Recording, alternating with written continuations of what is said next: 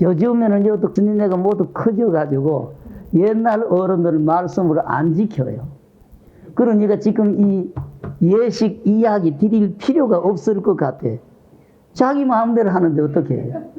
여러분들은 그럼 사시든지 법당에 마지를 올리면서 사달한 일을 꼭 7번씩 하십니까? 21번씩 하십니까? 3번씩에 마치잖아요? 그러면 뭐 옛날 어른들 이렇게 해놓은 거 지킬 필요 없잖아요. 내 멋대로 하는데. 그러니까 예식 이야기도 필요가 없는 거예요.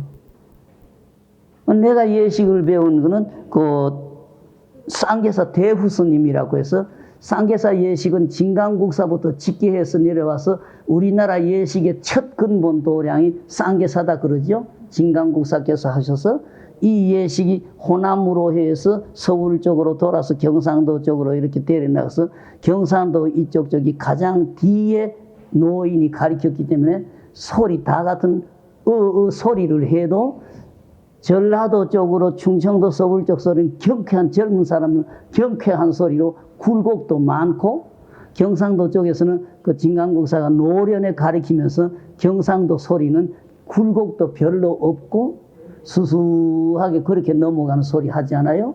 그러듯이 그리고 옛날에는 어른들이 이게 요새도 스님네는 악부가 없지 않아요. 악부가 없으니까 통일된 게 없죠. 한 스님 밑에서 딱 배워도 5사람이면 5갈래가 벌어지는 거고 10사람이 배우면 10갈래가 벌어지듯이 이건 할 수가 없었어요. 그래서 옛날 어른들도 해인사 소리가 따로 있고 통도사 소리가 따로 있고 법무사 소리가 따로 있었어요. 다 같은 예식, 다 같은 법문 하는데 굴곡이 꼭 조금 비슷비슷해도 그 곡 까다롭게 따지면 전부 다르고 그렇게 했습니다. 오늘날도 그런 식이죠. 한 스님 밑에서 예식을 똑같이 배워도 개성 따라서 조금씩 변화가 생기고 그분 따라서 굴곡도 조금씩 변화가 생기니까 일률적으로 어떻게 이거는 규정을 못하는 것 같습니다. 단 경상도 소리는 진강국사 노련에 가르쳤다고 해서 경상도 소리는 굴곡이 별로 없고 수수하게 넘어가는 노인들 소리, 징치는 것도 그렇고 사물을 다루는 것도 이 호남, 충청, 서울 쪽에는 젊은 사람 경쾌하게 징을 치든 뭐 바라를 치든 경쾌하게 치는 그런 풍속으로 하시고 소리도 그렇게 했고 경상도 쪽에는 남하는 노인 지긋한 한 곱이 넘어간 어른들이 하듯이 그런 식으로 했고 조금씩 달랐습니다. 요새는 조금 달라졌습니다만은 거의 지금은 서울 쪽에 기준이 돼가지고 뭐 그것도 모두 하는 식이 서울 쪽 식이 다른 것 같아요. 근데 다 주의해야 되는 거는 요새 스님네가 한국 불교 망치는 거는 우리가 망쳐요. 예식이 원래 안찹이라고 하고 바깥찹이라고 그래요. 바깥찹이는 정치고 꽹가래찌고 피리를 불면서 하는 쪽을 바깥찹이라 그래요. 안찹이라고 하는 것은 비록 소리는 못하고 하더라도 예식 순서든지 처음부터 딱 배워가지고 어떤 때는 뭐하고 어떤 때는 뭐하고 질서대로 딱 배우는 이런 식을 안찹이다 그랬어요. 근데 지금 인간 문화재라는 어른들이 전부 바깥찹이 익힌 어른이지 안찹이 익힌 어른들은 대가 끊어져 버렸어요. 예. 실제 예식은 가장 중요한 게 안찹이라고 해서 소리는 비록 못하고 징 같은 거 다루지를 못해도 그 법문을 차곡차곡 빠뜨리지 않고 톡톡 해나가는 이쪽을 안찹이라 그랬는데 나라법도 달라지면서 인간 문화재라는 어른들이 바깥차비를 익힌 어른들이 되어놓으니까 스님네가 전부 하는 스님들의 예식이 우리나라 전통 예식이고 골자처럼 착각을 해가지고 그쪽으로 전부 따라가 보니까 남스님네 여스님네 뭐 시골 스님이나 뭐 큰절의 스님네나 축원 하나 하는 것도 보면은 하는 스님들이 신도들 기분 맞춰가지고 주머니 끈 풀게 하는 그쪽 예식을 따라가다가 보니까 전통적으로 스님네의 가르침 이게 없어요. 이런 점이 내가 늘 아쉬운 거죠. 그래서 예식을 하더면 지 고집이 있어야 된다 이겁니다. 나는 이렇게 배웠다. 지금까지 내가 고집하는 게 그렇거든요. 나는 이렇게 배웠다. 누구에게 이렇게 배웠다. 그러니까 나는 이대로 한다. 딱 그래요. 곳곳에 가서. 그러는데 스님네는 이게 없는 것 같아요. 곳곳에 가면은 축원에도 보면은 막 언문 한문 썩어작한 축원도 나오고 뒤죽박죽 축원도 나오가 그렇게 돼요. 그래서 예식도 그러면 누구에게 나 배웠기 때문에 나는 이렇게 해요. 어디 가든지 나는 누구에게 이렇게 배웠기 때문에 이렇게 합니다. 고집이 따라야 돼. 경도 어느 스님에게 어떻게 배웠다 하면은 딴 데서 스님네가 그거 잘 못했다고 해도 나는 그 스님에게 배웠으니까 그걸 믿습니다. 이 고집이 있어야 경전이든 예식이든지 유지를 하지. 여기에서 이 말 듣고 휙 바꿔지고 저기에서 저 말 듣고 휙 바꾸다가 보면 이것도 저것도 안 돼요. 그러니까 스님네는 좀 이렇게 고집이라고 해야 되고 거기서 내 판단이 중요하기는 하지만은 곳곳의 풍속에 따라서 흔들려서는 안 되는 것 같아요. 아까 말씀드린 대로 한국 근래 예식 보면은 서울 쪽에 몇 양반 하는 어른들의 예식이 가장 옳고 정확하다고 착각을 하니까 전부 그 흉내를 내는 거예요. 그러니까 그 축원에도 언문 한문 썩어작하고가 막 벌어지고 그렇게 됩디다마는 이런 점은 스님네가 주의해가지고 축원 하나를 하더라도 주의하셔야 되겠고, 예, 근래 서울 쪽 주로 표준을 하는데 서울 쪽의 예식이 그런 식으로 흘러온 예식이기 때문에 서울 쪽 예식이라고 해서 고집을 해서는 안 된다는 점, 이 점은 당신 정신 바짝 차려가지고 나름대로 해야지 서울 쪽의 스님네가 하는 식이라고 해서 전부 그 맞추면 안 됩니다. 그러시고 조선조 말부터 일제 때까지 오면서는 우리나라 풍속이 조금 고약했어요. 예식 맡은 어른들은 분명히 사중 보시가 나오는데 거기에 하고 따라다니는 보시가 없었어요. 그분들은 탁자에서 나오는 돈을 전부 모아가지고 그 곁에서 거둔 사람들이 나누었기 때문에 정확한 보시가 딱딱 없어요. 요새는 아마 절절해서 그런 분들을 청하면은 다 그 보시를 개개인 앞에 얼마씩 드리지만은 조선조 말기 일제 때, 요때까지는 하는 분에게는 각각의 보시가 없었어요. 뭐 책임 맡은 어른들에게는 나가는. 그러니까 이분들은 탁자에 나온 돈을 모아가지고 자기네끼리 나누어야 되니까 어떻든 주머니 끈을 풀어야 돼.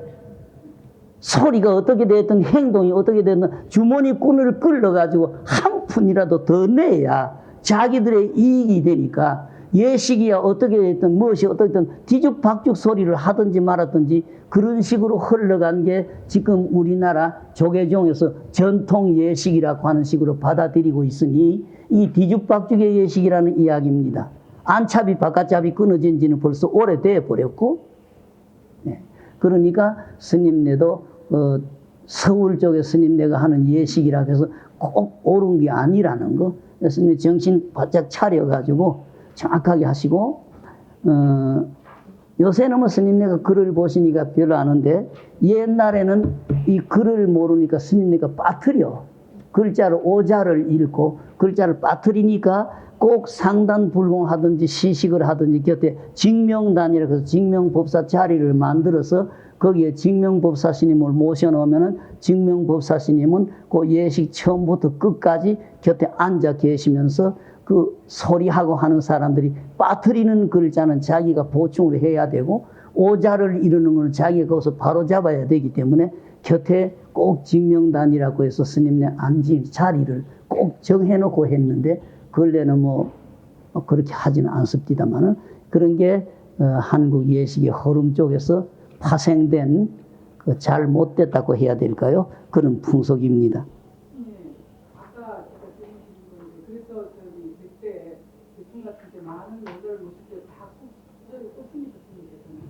나는 그렇게 안 합니다. 나는 그렇게 안 합니다. 뭐 한 3개든지 7개든지 딱 그렇게 하고 나서는 그 다음은 안 합니다. 더 이상 꼽지 않습니다.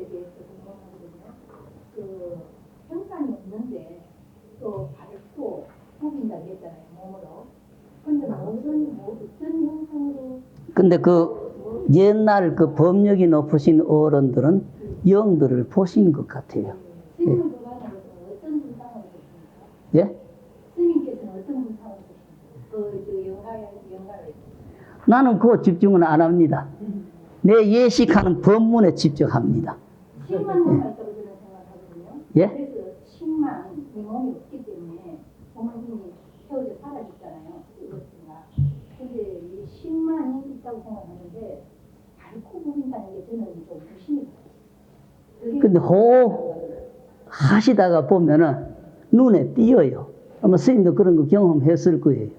예. 제3의 세계. 근데 그게 좀 어른거리면 착각이라 생각하고 제가 화두를 딱 들어보면 금방 사라져요. 그렇죠. 예. 근데 정신 바짝 차려가지고 있어도, 그, 절에도 그렇습니다. 어떤 임자 없는 영가 천도제든지 지낼 때 영이 옵니다.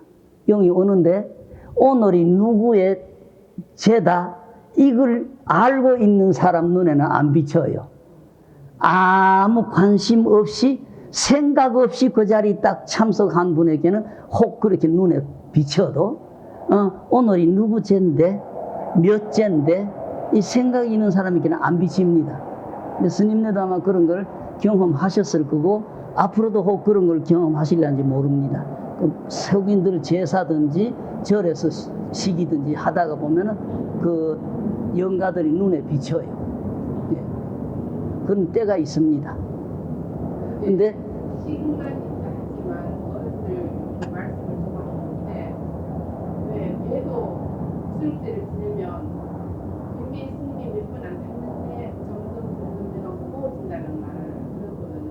저도 생각했을 적에 이 육신은 없어지고 십지마 있을 때 아무 무기도 없고 아무것도 없는데 어떻게 그 무게를 이렇게 드느냐.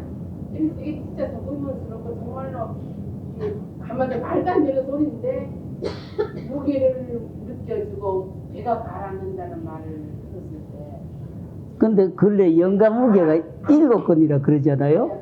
영가 무게가 7건이라고. 예. 그런 이야기는 끝났는데 내가 그 예식을 배운 대후 스님이라는 어른은 쌍계사에서 전통적으로 어려서 자라나면서 진강국사부터 시작해서 그 예식의 대대 마지막 어른이었었어요.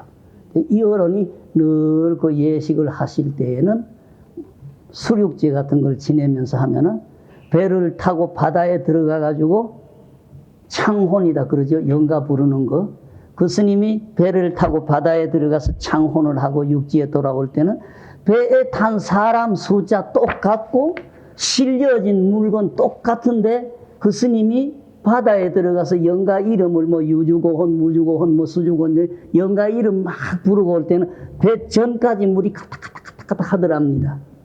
언제나 수륙제를 모시러 가면은 그런 걸 늘 겪었다 그러시면서 탄 사람 숫자 정해져 있고 실은 물건 숫자가 정해졌는데 왜 그 배가 처음에 나갈 때는 요만큼 배전 요만큼 물이 오다가 바다에 가서 창혼을 하고 나면은 배전에 꼭 물이 가닥가닥가닥 해서 물이 넘쳐 들어올 만큼 되는 거는 눈에 보이는 불어난 게 아무것도 없는데 영가가 탔다고 밖에 볼 수 없지 않느냐. 나에게 예식을 가르쳐 주신 대후 스님이라는 어른은 늘 그러시면서 당신이 젊어서 수륙제를 지내고 그렇게 할 때는 그런 증험, 그런 걸 늘 겪었다 그러시대요. 그래서 예식도 우리가 함부로 생각하고 함부로 그 시간 조금 떼어버리면 되는 걸로 착각을 해서는 안 되고 예식할 때는 전심전력 해야 되는 거고 막 그런 것 같아요. 예, 이런 점은 여러 스님네도 조심하시고 그러면 되겠습니다. 예. 그리고 또 이제 입회를 쓸 때요. 그 남자는 후인을 없애고 여자는 유인을 쓰는데 그거는 육아에서 나온 정국품의 기술이래요. 그래서 쭉 이렇게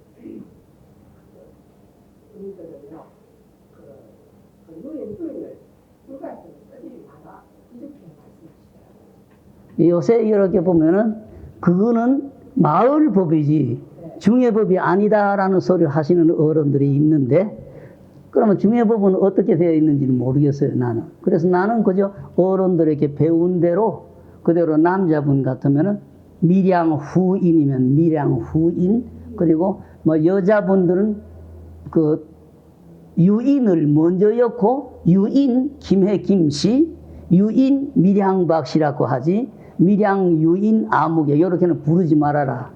우리는 그렇게 배웠습니다. 그러니까 남자들은 김해 후인 김아무개, 그럼 밀양 후인 박아무개 하는데 여자분들은 유인을 먼저 해가지고 유인 아무개라고 하지, 거기에는 그 뭐 김해 유인, 밀양 유인 이렇게 붙이지 말아라.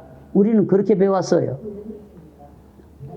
남자분하고 여자분하고 구별을 하기 때문에 그런가 보죠. 일단은 뒤에 유인하고 일단은 정리를 했지 않습니까? 어쨌든지 나는 그렇게 배웠고 그렇게 익혀왔고 지금도 그렇게 부탁을 해요. 근데 남자분들은 밀양 후인, 김해 후인 하는데 여자분들은 유인이라는 이름을 먼저 그 유인 김해 김씨, 유인 밀양 박씨 이렇게 부르지, 그 밀양 유인 김해 유인 소리 하지 말아라. 한 사람이나 안 한 사람이나 똑같이 그 의미를 붙여야 됩니까? 뭐 그거는 나이 많아서 돌아가신 분들에게는 꼭 그렇게 붙이지요. 결혼을 안 했을 경우에는 이제 아이들이나 이럴 때는 부인이나 유인을 붙이지 말라는 그런 말이 있었어요. 모르겠습니다. 어느 스님에게 그렇게 들으신지 몰라도 나는 그 이야기를 못 들었기 때문에. 아기도 부인 유인 붙여도 됩니까? 뭐 아기 그 태중아기 영가들은 그만 나는 그렇게 시켜요. 뭐 김해김씨 태중아기 영가, 태중아기는 좀 밀양박씨 태중아기 영가. 3살짜리가 죽었다든지 뭐 5살까지 죽었을 적에 저기 솔직히 후인을 붙여야 될지 그냥 뭐 동자라고 붙여두든지 동료라고 붙여두든지 그러시면 되겠죠. 예. 그런데 우리나라에는 근래까지 안 하고 우리나라의 어느 종파의 어느 스님이 일본 가가지고 보시고 태중아기를 일본 사람들이 물수자 아들자서는 미즈코라고 부르거든요.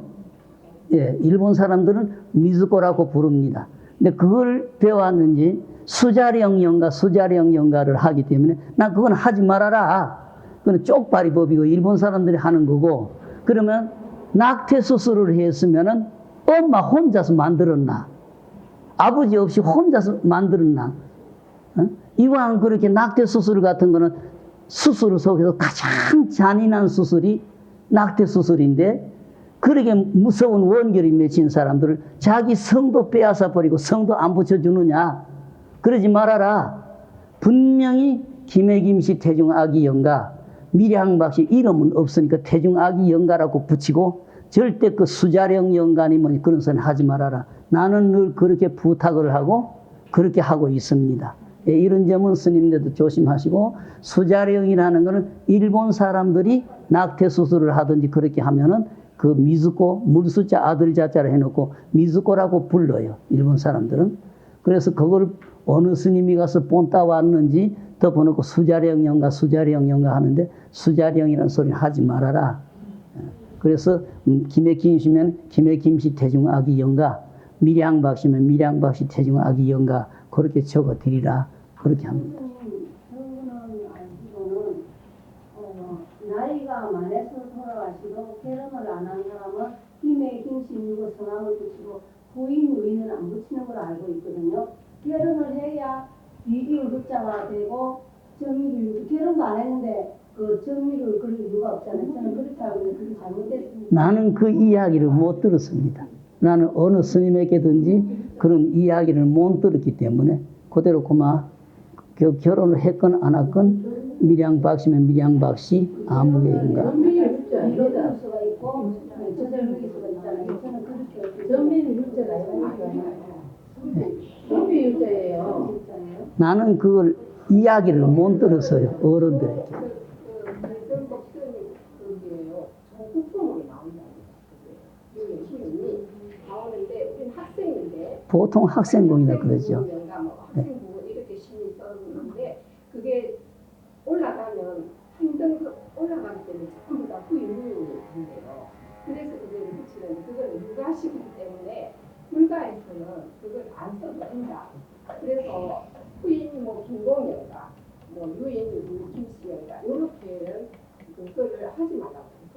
그럼 바로 이름을 바로 불러준다. 모든 서대 주인 후임은 육아 교육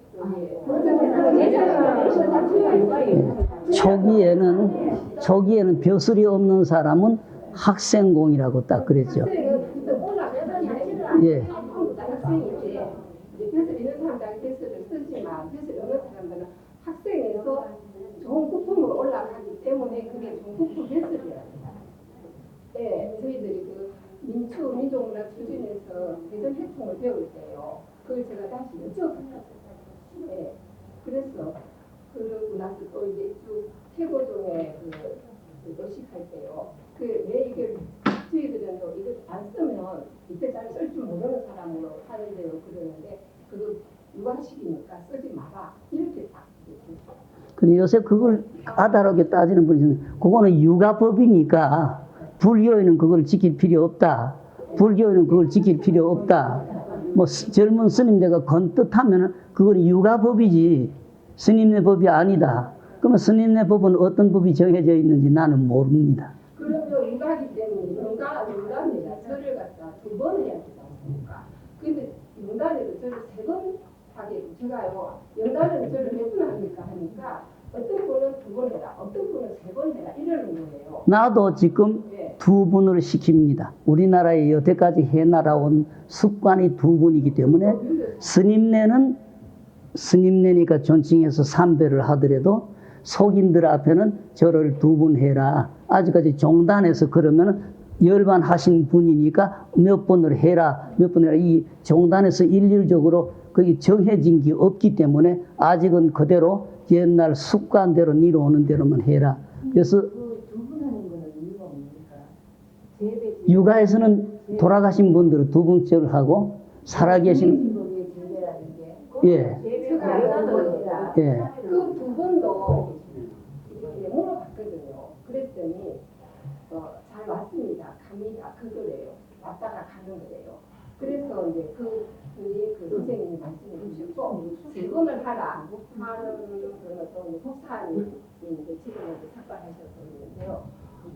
낳아주신 거, 일러주신 거, 그분의 사상 그래갖고 세배를 해라. 이렇게 또 억제 소리지요. 억제 소리지요. 어디다가 기준을 둬가지고 그 밑에 사람한테다가 전해줘야 되지. 신도들한테 3번을 하라, 2번을 하라. 이게 기준이 안 잡혀가지고 말을 해줄 수가 없어요. 지금 딴 데서는 그렇게 안 하는데 대구 영남대학의 통도사 스님, 우학 스님이다 그러죠. 그 스님이 거기에서 가르치면서 영가분이 되셨으니까 존칭해서 3배씩 해도 된다 그래서 영단에 3배를 시킵니다. 나는 지금 그대로 하지 말아라. 스님네 앞에는 열반 하시건 살아계서 3배를 하니까 영단에 스님네 위패 앞에는 3배를 해도 세속 사람 앞에는 여태까지 전통적으로 해온 게 제배이기 때문에 2분만 해라. 마늘에 종단에서든지 일률적으로 결정해가지고 몇 번씩을 시키라든지 여기 나온다 하면은 모르지만은 지금은 아직 종단에서 정확하게 그런 게 규정이 없기 때문에 여태까지의 습관을 그대로 지켜서 영단에는 제배만 해라. 나는 늘 그렇게 부탁을 하고 있습니다. 중간에다가 의식을 갖다가 이런 거 중간에다가 예뻐 해라. 이렇게 못을 나가서 공식을 해주시고 그랬어요. 그쪽 전혀 관심을 안 갖는 것 같아요. 어떻게? 예. 근데 대신에 우리 어른이 돌아가시면 어른이 돌아가신 밑에 제자들이 그거는 제가 알기로는 우리 신녀들이 사건하는 상주들이 그 돌아가시고 상 동안에는 제가 알기로는 사건을 하는 게 아니라고 알았거든요. 근데 그게 맞으니까 중간에 입간을 하고 난 다음에 그거 하고 난 다음에 이 사건 해도 되는 것인지 그게 좀 궁금해요. 편안한 대로 하시면 돼요. 그거는 법으로 정해진 게 없습니다. 예.